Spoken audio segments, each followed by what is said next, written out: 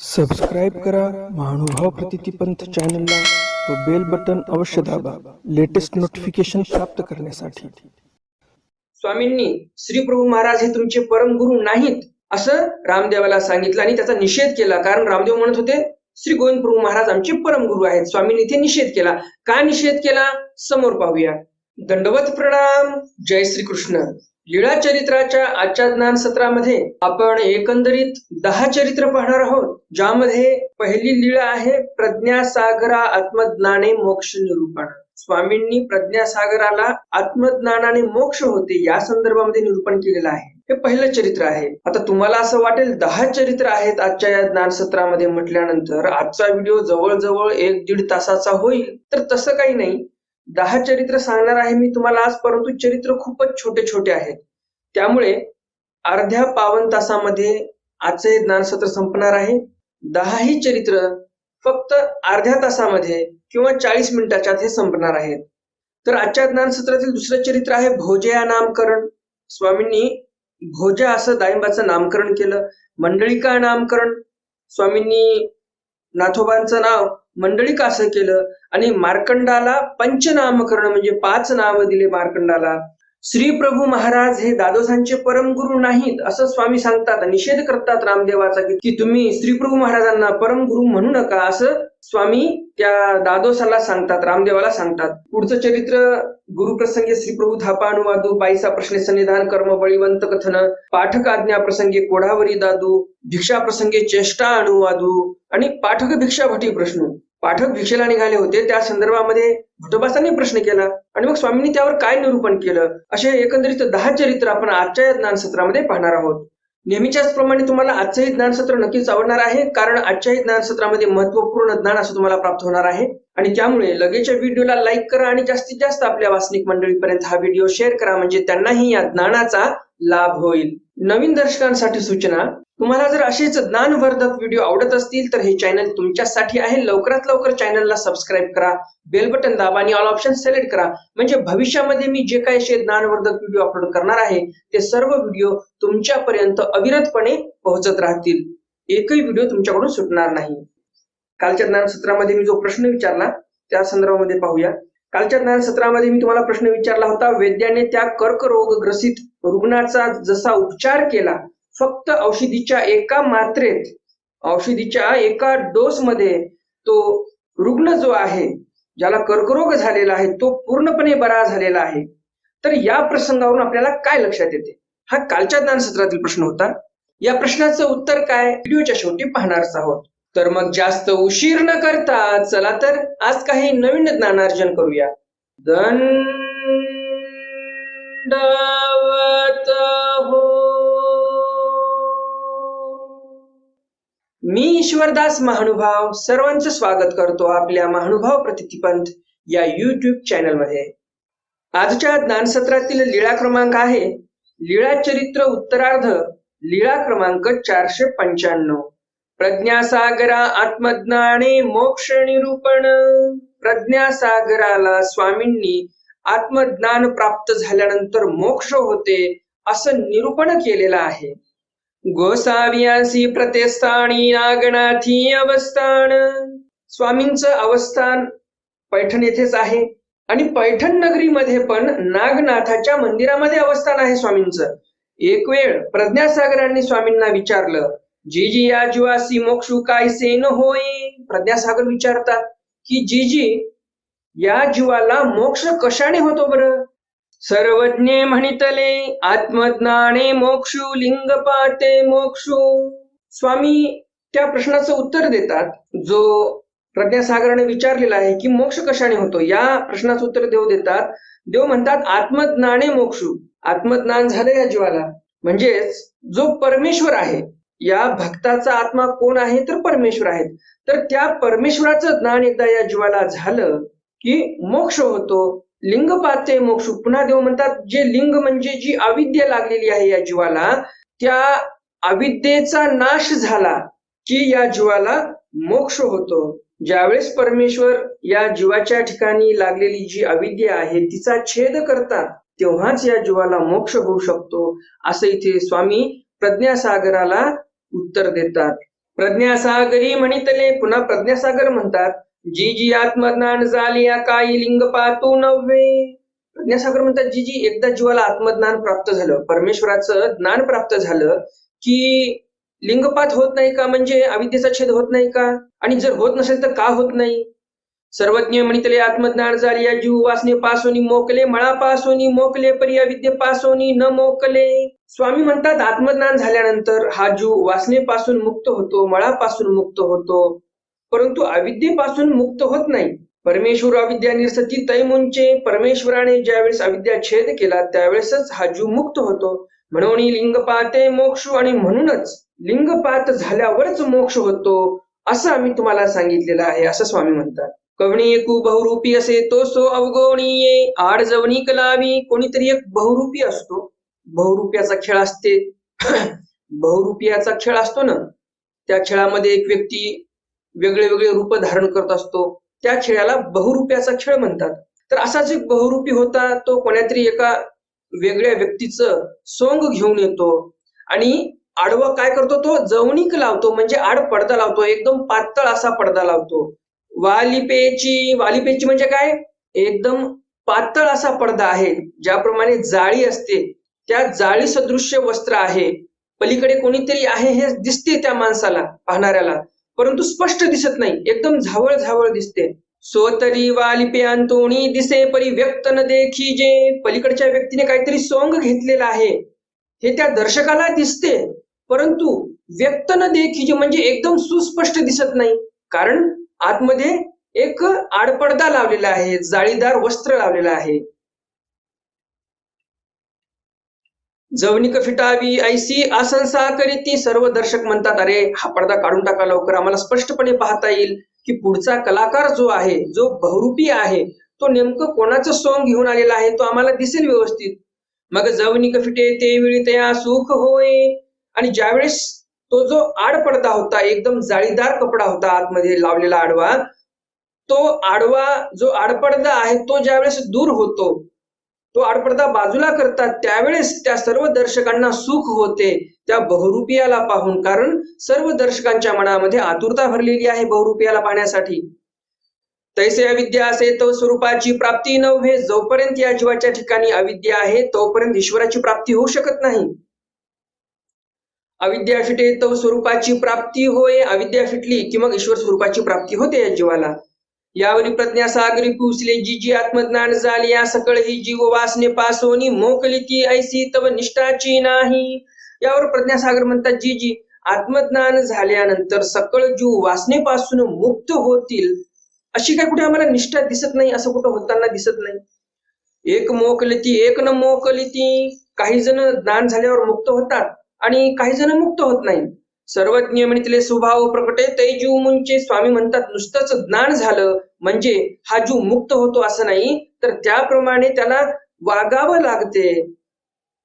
जे ब्रह्मविद्या शास्त्र प्राप्त झालेलं आहे ते शास्त्र स्वभावत प्रगटते ज्यावेळेस जीवाला. ज्याप्रमाणे आपल्या ठिकाणी अष्टस्वभाव आहेत आणि ते अष्टस्वभाव आपल्याला आठवण ठेवून आचरणात आणावे लागत नाही. तहान लागली म्हणजे आपण पाणी पितो, भूक लागली म्हणजे जेवण करतो, झोप येत आहे म्हटलं की झोपी जातो, काही भयानक काही आवाज वगैरे आला तर आपण घाबरतो, पण यासाठी काय आचरण करावं लागते का? नाही, सहजरित्या होऊन जात आहे हे.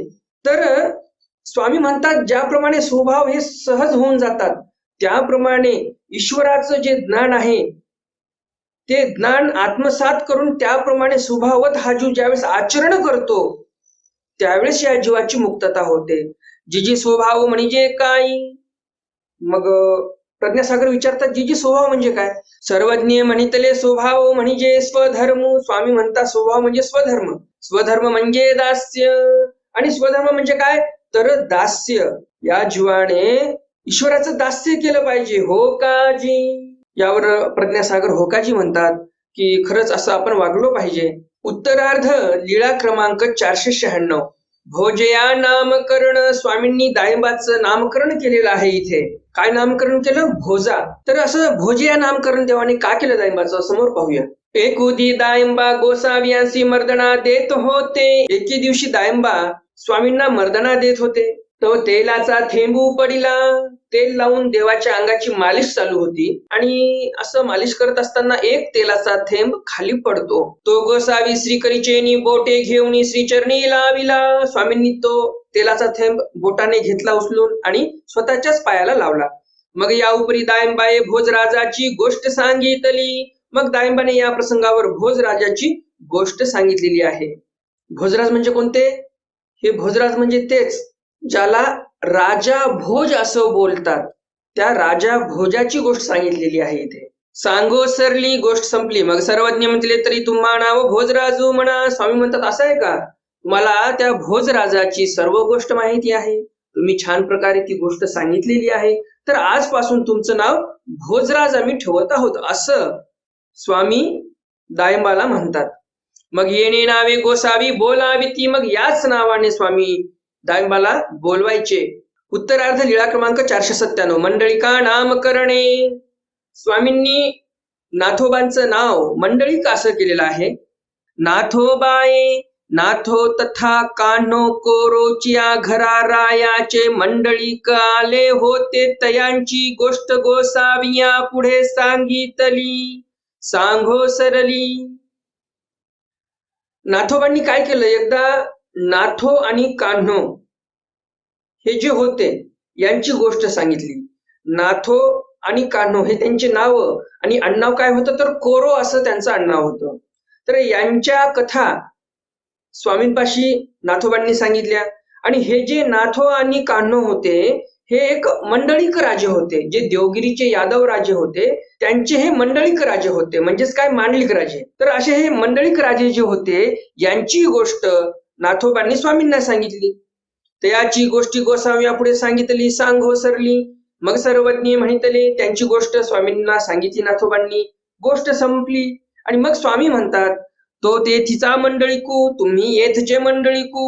मग स्वामी म्हणतात यादव राजाचे मंडळीक म्हणजे मांडलिक राजे नाथो आणि कान्हो होते, परंतु तुम्ही आजपासून आमचे मंडळीक. तुम्ही येथचे मंडळीक. स्वामी सरळ नाथोबांना म्हणतात तुम्ही आजपासून आमचे मंडळीक आहात म्हणजे मांडलिक राजे आहात. मग गोसावितया तेने नाव पाचारिती. आणि मग त्या दिवशीपासून स्वामी नाथोबांना मंडळीक मंडळीक याच नावाने बोलवायला लागलेले आहेत. उत्तरार्ध लीळा क्रमांक 498. मार्कंडा पंचनामकरण. स्वामींनी मार्कंडाचं पंचनाम केलेलं आहे. नाथोबांना मंडळीक हे नाव दिलं, दायंबाला भोजा हे एक नाव दिलं, परंतु मार्कंडाला देवाने 5 नाम ठेवले. पंचनामकरण कोणते कोणते समोर पाहूया. मार्कंडासी गोसावी यांचे दर्शन झाले. अनंतर मग गोसावी तया ते पोचले. तुम्हा नाव काही. मार्कंड ज्यावेळेस पहिल्या वेळेस दर्शनाला आले त्यावेळेस मार्कंडाने स्वामींचं दर्शन घेतलं आणि लगेच स्वामींनी विचारलं तुमचं काय नाव आहे बरं? जीजी माझं नाव भास्करू. मार्कंड म्हणतात जीजी माझं नाव भास्कर आहे. सर्वज्ञ म्हणितले. मग स्वामी म्हणतात भानू भास्करू तेज मार्कंडू राणा देवीचा कंथू. हे 5ही नाव सूर्याचे आहेत. भानू म्हणजे सूर्य, भास्कर म्हणजे सूर्य, तेज हेही नाव सूर्याचंच आहे, मार्कंड हेही नाव सूर्याचंच आहे, राणा देवीचा कंथू. राणा देवी ही त्या सूर्याची पत्नी आहे. तर स्वामींनी काय नाव ठेवलं? राणा देवीचा कंथू. कंथू म्हणजे कांतू, कांतू म्हणजे पती, राणा देवीचा पती म्हणजेच सूर्य. तर असे 5 नाव देवाने ठेवले. मग गोसावी त्या ते मार्कंडा या येणे नावे बोलवीती. आणि मग देव मार्कंडाला प्रत्येक वेळेस मार्कंड या या नावानेच बोलवायचे. त्यांचं नाव भास्कर जरी होतं तरी पण देवाने त्यांचं नाव मार्कंड असं केलेलं आहे. उत्तरार्ध लीळा क्रमांक 499. श्री प्रभू परमगुरु निक्षेदू. स्वामींनी श्री प्रभू महाराज हे तुमचे परमगुरु नाहीत असं रामदेवाला सांगितलं आणि त्याचा निषेध केला. कारण रामदेव म्हणत होते श्री गोविंद प्रभू महाराज आमचे परमगुरु आहेत. स्वामींनी इथे निषेध केला. का निषेध केला समोर पाहूया. रामदेवी परमेश्वरपुरा जाओ आदरिले. मग गोसावी पूजले महात्मे हो तुम्ही श्री प्रभूच्या दर्शना का जा. रामदेव एकदा रुद्धपूरला जात होते. स्वामींनी विचारलं महात्मे हो तुम्ही रुद्धपूरला का जाता श्री गोविंद प्रभू महाराजांच्या दर्शनाला. दादोस म्हणतात जीजी ते आमचे परमगुरु आहेत. सर्वज्ञ म्हणते तुमचे परमगुरु ते कांती येसी असती. स्वामी म्हणतात तुमचे परमगुरु काटोलला असतात. कांती म्हणजे काय तर काटोलला असतात. या उपरी गोसावी कांतीची गोष्ट सांगितली. मग स्वामींनी काटोलची गोष्ट सांगितली की तुम्हाला जी विद्या आमच्यापासून झालेली आहे, दादोसाला देव म्हणतात तुम्हाला जी यक्षिणीची विद्या झालेली आहे आमच्यापासून, ती विद्या त्या उधळीनाथापासून झालेली आहे. आणि म्हणून तुमचे परमगुरु काटोलला असतात. उधळीनाथांनी आम्हाला विद्या दिली, आम्ही ती स्वीकार केली आणि आमच्यापासून तुम्हाला झाली. म्हणजे त्या विद्येच्या संदर्भामध्ये जर पाहायला गेलं, त्या विद्येच्या दृष्टिकोनातून जर पाहायला गेलं, तर तुमचे परमगुरु उधळीनाथ आहेत. गोविंद प्रभू महाराज तुमचे परमगुरु नाहीत असं देव स्पष्ट म्हणतात. या उपरी गोसावी कांतीची गोष्ट सांगितली. आणि या प्रसंगावर स्वामींनी काटोल येथे जे लीळा घडली होती ती लीळा सांगितलेली आहे. ती लीळा तुम्हाला सविस्तर पाहायची असेल तर पूर्वार्ध लीळा क्रमांक 25 ही लीळा पहा. पूर्वार्ध प्लेलिस्ट आहे आपल्या या चॅनलवर, त्या प्लेलिस्ट मध्ये 25 क्रमांकाची लीळा पहा. उत्तरार्ध लीळा क्रमांक 500 गुरुप्रसंगे श्री प्रभू थापे अनुवादू.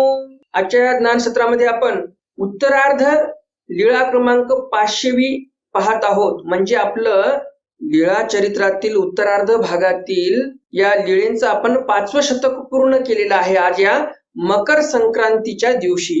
हे सर्व जे काही आपण दररोज एवढं ज्ञान ग्रहण करत आहोत याला सर्व कारणीभूत हे सर्व आपले दर्शक आहेत, ज्यांनी तेवढा प्रतिसाद दिलेला आहे आपल्या या चॅनलला. आणि तुमच्या प्रतिसादामुळेच आपण आज हा पल्ला गाठू शकलो आणि 5वं शतक आपण आज पूर्ण केलेलं आहे. विद्यावंतू एकू गोसावियाच्या दर्शनाले होते, तेही गोसाविया ते पुसले जी गोसावियांचे गुरु कवण. एक विद्यावंत द्वारावतीकार श्री चांगदेव राऊळांचे एक विद्यावंत स्वामींच्या दर्शनाला आले. त्यांनी विचारलं की स्वामींचे गुरु कोण आहेत? सर्वज्ञ म्हणीतले गुरु हे कवणी नेणे. स्वामी म्हणतात आम्हाला काही माहिती नाही आमचे गुरु कोण आहेत. श्री प्रभू थाप एक दिली ते हे आठवणी असे. आम्हाला श्री गोविंद प्रभू महाराजांनी एक थाप हाणली होती, ते आम्ही आठवतो आणि राहतो असं स्वामी म्हणतात. उत्तरार्ध लीळा क्रमांक 501 बाईसा प्रश्ने सन्निधानी कर्म बळीवंत कथन. बाईसांनी प्रश्न केला की स्वामींच्या सन्निधानामध्ये असून पण कर्म हे बळीवंत का मला वाटतात? नेमका काय प्रसंग आहे समोर पाहूया. एकुदी बाईसी गोसाविया ते पोसिले. एके दिवशी बाईसांनी स्वामींना विचारलं, हा बाबा हे अवघी सुखे असती आणि मज केधवा हे सुख नाही, अखंड मी जळतची असे. एके दिवशी स्वामींना प्रश्न विचारलेला आहे बाईसांनी, हा बाबा हे सर्व भक्तजन सुखाने असतात स्वामींच्या सन्निधानामध्ये आणि मज केधवाही सुख नाही, मला कधीच सुख मिळत नाही. अखंड मी जळतची असे, मी अखंड जळत असते. हे काय बाबा, असं कशामुळे बरं बाबा? बघा इथे प्रेमी भक्त बाईसा पण अखंड जळत आहेत स्वामींच्या सन्निधानामध्ये, त्यांनाही तिथे दुःख आहे. आणि आपण 800 वर्षानंतर जन्माला आलो स्वामी उत्तरपंथी गेल्यानंतर, आणि आपण म्हणतो आम्हाला का दुःख आहे, देव आमचं बरं करत नाही. म्हणजे तुम्ही विचार करा, बाईसांना असून जर दुःख भोगावं लागत आहे इथे, तर मग आपण कुठले कोण आहोत? आपण तर खूप पाप केलेली आहेत, आपल्याला तर खूप दुःख भोगायचे आहेत. मग असे दुःख भोगत असताना आपण उगाच देवाला का दोष द्यायचा बरं? कर्म आपण करणार, पाप आपण करणार, मग त्या पापाचे फळ काय परमेश्वर भोगतील का? आपल्यालाच भोगावे लागतील ना. मग पाप करताना आपण विचार नाही केला, मग त्या पापाचे कर्मफळ भोगत असताना मग देवाला का दोष द्यायचा?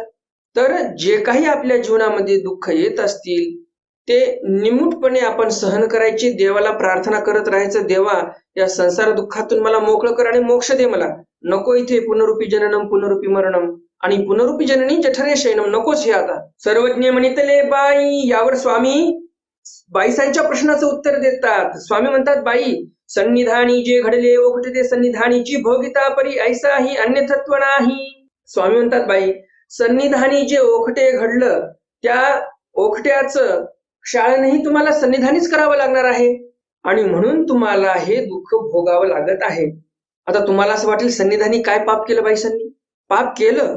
बाईसाला भेटायला ज्यावेळेस देव गेले, बाईसा ओट्यावर बसायच्या, देवाला खाली पाय पुसण्यावर बसवायच्या, पाणी भात खायला द्यायच्या, दरवाजाच्या पाठीमागे एका कोपऱ्यामध्ये बसवायच्या. तर एवढं मोठं महापाप घडलेलं आहे, त्या महापापाचं क्षाळंतर करावं लागेल. तर हे सन्निधानामध्येच दोष घडले. देव तिथे होते म्हणजे सन्निधानामध्ये बाईसा होत्या, परंतु बाईसा वर बसायच्या. मग हे पाप घडलेलं आहे ते फेडावं तर लागेल. म्हणून देव म्हणतात सन्निधानी जे ओघटं घडलं ते सन्निधानीच तुम्हाला क्षाळन करावे लागणार आहे, सन्निधानीच फेडावं लागणार आहे. परी कैसेही अन्यथत्व नाही, त्याच्यामध्ये उणेपुरेपणा कधीच नाही. तुम्ही जेवढं जोडलं तेवढं तुम्हाला भोगावंच लागेल असं देव म्हणतात.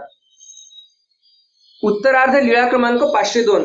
पाठक अज्ञान प्रसंगे कोढावरी दादू. पाठकाच्या अज्ञान प्रसंगावर स्वामींनी कोढावर दादू असा उल्लेख केलेला आहे. गोसावी काही निरूपण करीती, मग पाठक म्हणती होय होय जी. नायकी ऐसेची बोलिले असे, असे का सतपंथी ऐसेची बोलिले असे. स्वामी निरूपण करत आहेत आणि पाठक म्हणतात होय जी, अगदी बरोबर, अगदी बरोबर. न्यायिक शास्त्रामध्ये पण असंच सांगितलेलं आहे आणि सतपंथी नावाचा जो ग्रंथ आहे त्यामध्ये पण हेच सांगितलेलं आहे तुम्ही जे सांगत आहात. मग सर्वज्ञ म्हणितले. मग स्वामी म्हणतात पाठा काही पाठा आधीची अज्ञानवरी लागले अन्यथा ज्ञान जैसी कोढावरी दादू. मग स्वामी म्हणतात पाठा काही पाठा, अहो हे पाठक जे आहेत पहिलेच अज्ञानी आहेत आणि वरी आता हे अन्यथा ज्ञान लागलेलं आहे. आम्ही जे बोलत आहोत हे कुठेही नाही. आम्ही जे निरूपण करत आहोत ते इतर शास्त्रामध्ये वेगळ्या भावार्थाने बोललेलं असेल कदाचित.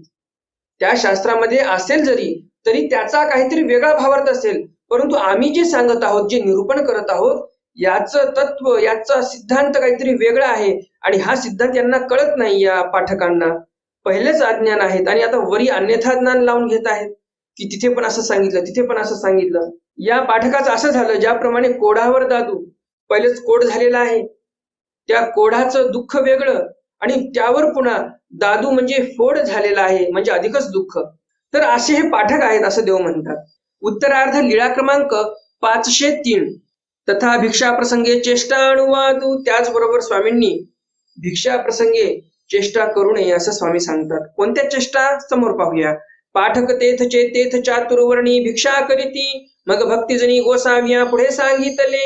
हे जे पाठक आहेत हे तिथल्या तिथेच म्हणजे पैठण नगरीमध्येच चातुर्वर्णी भिक्षा करायचे. ब्राह्मण, क्षत्रिय, वैश्य, शूद्र जे काही आहेत सर्वांच्याच घरी जाऊन भिक्षा मागून यायचे. मग भक्तिजनी गोसाव्या पुढे सांगितले. स्वामींनी पुढे सांगितले सर्व. जी जी पाठकू येथ चातुर्वर्णी भिक्षा करीती. भक्तजन येतात स्वामी पुढे सांगतात की हे जे पाठक आहेत हे चातुर्वर्णी भिक्षा करतात. या उपरी सर्वज्ञ मिळते. यावर स्वामी म्हणतात हे जाणी जे तेथ अति चेष्टान की जती की. स्वामी म्हणतात हे जाणी जे तेथ यथेष्ट चेष्टा न की जेती की. असं सूत्रपाठामध्ये आलेलं आहे आणि इथे थोडं वेगळं वाक्य आलेलं आहे पाठभेदानुसार. तर नेमकं स्वामींना म्हणायचं काय आहे. स्वामी म्हणतात हे जाणी जे म्हणजे आपली जिथे ओळख आहे. आता या पाठकाचे सर्व सोयरे धैर्य त्या पैठण नगरीमध्ये होते आणि तिथे हे चौवर्णी भिक्षा करत आहेत, म्हणजे लोक त्यांना नाव बोट ठेवणार, सोयरे धैर्य त्यांना पुन्हा घरी येऊ देणार नाहीत. तर अशा गावामध्ये जिथे लोक आपल्याला ओळखतात तिथं असं वागू नये. संग्रह पाळला पाहिजे आपण, नाहीतर ते लोक तुम्हाला दारापुढे उभं करणार नाही. आणि म्हणून देव इथे म्हणतात की हे जाणी जे तेथ अति चेष्टा नक्कीच येते की, म्हणजे एकदम अति असं करू नये. चारी वर्णी भिक्षा मागू नये. जिथे लोक आपल्याला ओळखतात इथे संग्रह आपण पाळला पाहिजे. लोक भकन, लोक निंदा चुकवली पाहिजे आपण, असं देव इथे स्पष्ट सांगतात. तर या प्रसंगावरून आपल्याला काय लक्षात येते, इथे भटोबास चातुर्वर्णे भिक्षा करत नव्हते. संग्रह पाळायचे भटोबास पण. आणि स्वामींनी जे अवतार कार्य केलेलं आहे ते पण असा संग्रह पाळूनच अवतार कार्य केलेलं आहे. नाहीतर उगाचच भजन करत बसायचे, वर्ण व्यवस्था मोडून देवानं असं केलं, देवानं तसं केलं. हे जे अज्ञान लोक आता भजन तयार करत आहेत असे भजन ऐकूही नाही माणसाने. यामध्ये ज्ञान तर काही वाढत नाही, अन्यथा ज्ञान वाढते. आणि अन्यथा ज्ञान हे विष आहे आणि विष जे आहे ते माणसाला मारत असते. हे स्पष्टपणे आपल्याला आचारस्थळामध्ये सांगितलेलं आहे टीकाकारांनी. त्यामुळे भजन कोणती ऐकावीत, कोणती ऐकू नयेत यावरही चांगलं चिंतन मंथन केलं पाहिजे आणि नंतर ठरवले पाहिजे कोणते भजन आपल्याला ऐकायचे आहेत. नाहीतर हल्ली कोणीही अज्ञानी जर उठतात आणि भजन तयार करतात, रेकॉर्डिंग करतात स्टुडिओमध्ये आणि अपलोड करतात युट्यूबवर. तर भजन ऐकण्यासाठी पण तारतम्य पाहिजे, तेवढं ज्ञान पाहिजे. इथे स्पष्टपणे आपल्याला लक्षात येते, हे माझ्या खिशातलं शास्त्र मी तुम्हाला सांगत नाही. तुम्ही चरित्रामध्ये पाहू शकता. उत्तरार्ध लीळा क्रमांक 503 आहे. या लीळेमध्ये देवाने स्पष्ट सांगितलं हे जाणी जे तेथ यथेष्ट चेष्टा न कीजे. आणि देव म्हणतात भक्तजनांना पण लोकसंग्रह पाळला पाहिजे, चातुर्वर्णी भिक्षा केली नाही पाहिजे पैठण नगरी सारख्या नगरामध्ये. तर वेळ प्रसंगी आपल्याला हे भान ठेवलं पाहिजे, आपण व्यवहार पाळले पाहिजे. स्पष्ट असे देव इथे सांगतात आपल्याला. मग तुम्ही देशाच्या शेवटा जर गेले तर तिथे काहीही करा तुम्ही, काही फरक पडत नाही. या संदर्भामध्ये सविस्तर विश्लेषण देव समोर करतात. उत्तरार्ध लीळा क्रमांक 504. पाठक भिक्षा भटी प्रश्न. पाठकांच्या भिक्षेच्या संदर्भामध्ये भटोबासांनी पुन्हा प्रश्न केलेला आहे. एको दिसी पाठकी म्हणितले जी जी आता जाई जेलमा ऐसीची भिक्षा की जेल. एके दिवशी पाठक स्वामींच्या जवळ येतात, दंडवत करतात आणि पाठक म्हणतात, जी जी आता आम्ही जाणार पैठण नगरीमध्ये आणि अशीच भिक्षा करणार, म्हणजेच चातुर्वर्णी भिक्षा करणार. गोसावी श्री मुकुटे अनुज्ञा दी धली मग भटी म्हणितले जी जी आम्हा येसीची भिक्षा करू येईल. स्वामींना माहित होतं पाठक काय आपला ऐकणार नाहीत, म्हणून स्वामींनी श्रीमुकुटाने अनुज्ञा दिली. स्वामींनी श्रीमुखाने अनुज्ञा नाही दिली, स्वामींनी श्रीमुकुटाने अनुज्ञा दिली. म्हणजे डोकं हलवलं असं, ठीक आहे जाऊ शकता, डोक्याने आज्ञा दिली, श्रीमुखाने एकही शब्द बोलले नाही. मग या प्रसंगावर भटोबास प्रश्न करतात, जी जी पाठक जसे भिक्षा मागतात आम्हाही ऐसीची मागो येईल, म्हणजे आम्हालाही अशी भिक्षा करता येईल का? सर्वज्ञ म्हणितले स्वामी म्हणतात, येथून वारले ते नक्की जे की आम्ही तुम्हाला सांगितलेलं आहे अशी भिक्षा करू नये. आता पुन्हा हा प्रश्न तुम्ही आम्हाला विचारू नका असं स्पष्टपणे देव म्हणतात. आम्ही ज्या गोष्टी वारलेल्या आहेत, निषेध केलेले आहेत, त्या गोष्टी तुम्ही कधीच करायच्या नाही. तुम्हा येथून म्हटले तेची करणीय किंग, आम्ही जे म्हटलो तेच करायचं आहे तुम्ही. ना ऐसाही कराल तरी बावी पोखरणी वर्जती, पाणी वठे वर्जती, शिवाईले विष्णुग्रहे वर्जती, तेने त्रसाल. अशी जर चातुर्वर्णी भिक्षा करत राहिलात तुम्ही तर याचे साईड इफेक्ट काय होतील, याचे दुष्परिणाम काय होतील ते देव इथे सविस्तर सांगतात. काय म्हणतात स्वामी? स्वामी म्हणतात तुम्ही जर अशी भिक्षा केली, ब्राह्मण क्षत्रिय वैश्य शूद्र या सर्वांच्याच घरी जाऊन तुम्ही भिक्षा जर केली तर तुम्हाला पाणवठे वर्ज होतील. पाणवठ्यावर जाऊन तुम्ही जर पाणी घ्यायला गेलात तर लोक तुम्हाला हाकलून देतील. बावी पोखरणी वर्जती, म्हणजे जे काही बावी पोखरणी आहेत, बावी म्हणजे विहिरी, पोखरणी म्हणजे पाय विहिरी जी आहेत, तिथे तुम्हाला लोक येऊ देणार नाहीत. शिवायले विष्णुग्रहे वर्जती, जे शिवालय आहेत म्हणजे महादेवाचे मंदिर आहे तिथे तुम्हाला कोणी थांबू देणार नाही. विष्णुग्रहे म्हणजे विष्णूचे जिथे मंदिर आहे तिथे तुम्हाला कोणी थांबू देणार नाही. तेने त्रसाल, मग तुम्ही त्रसित होऊन जाल. मग त्रसला साता जीव देशाच्या शेवटा जाऊन सर्वाधमत्व ब्राह्मणत्व स्वीकरील. आणि एकदा असा त्रस उत्पन्न झाला की हा जीव देशाच्या शेवटा जाईल अनुसरलेला पुरुष, आणि सर्वाधमत्व म्हणजे अधम होऊन जाईल. मग ब्राह्मणत्व स्वीकरील म्हणजे विकल्प क्रिया करायला लागेल लोक म्हणतात म्हणून, आणि धर्मापासून हा जाईल हा जीव. तर असं होऊ नये म्हणून देव म्हणतात या पाठकासारखी भिक्षा करू नका. तर असा व्यवहार देवाने पाळायला सांगितलेला आहे आणि तो व्यवहार आपण पाळला पाहिजे. तर आजच्या या ज्ञानसत्रातील 10ही लीळा तुम्हाला नक्कीच आवडल्या असतील. आणि अजून जर तुम्ही या व्हिडिओला लाईक केलं नसेल तर लगेच या व्हिडिओला लाईक करा आणि जास्तीत जास्त आपल्या वासनिक मंडळीपर्यंत हा व्हिडिओ शेअर करा, म्हणजे त्यांनाही या ज्ञानाचा लाभ होईल. आजच्या ज्ञानसत्रातील प्रश्न आहे, स्वामींनी भटोबासांना पाठकासारखी भिक्षा का करू दिली नाही? आता पाहूयात आपण कालच्या ज्ञानसत्रातील प्रश्न, त्याचं उत्तर. कालच्या ज्ञानसत्रामध्ये मी तुम्हाला प्रश्न विचारला होता, ज्याप्रमाणे त्या वैद्याने औषधीची एकच मात्रा दिली आणि त्या रुग्णाचा जो रोग होता कर्करोग तो पूर्ण नष्ट झाला. तर या प्रसंगावर आपल्याला काय लक्षात येते?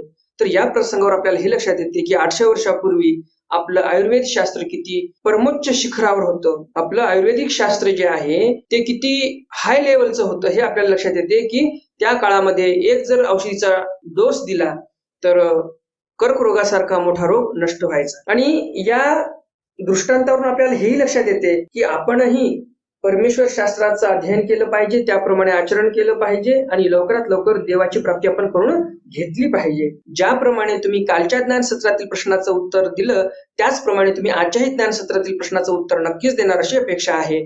तर मग भेटूया उद्याच्या ज्ञानसत्रामध्ये सर्वज्ञ श्री चक्रधर स्वामींच्या काही नवीन चरित्रांसह, ज्यामध्ये शुद्ध सुखा अनुवादू हे चरित्र आपण पाहणार आहोत. मोळीकार सुखा अनुवादू, ग्रामेश्वरा गर्वानुवादू, शूद्रवेखे देव पाहणे दाखवणे, हे सर्व चरित्र आपण उद्याच्या ज्ञानसत्रामध्ये पाहणार आहोत, ज्यामधून भरभरून असं तुम्हाला ज्ञान प्राप्त होणार आहे.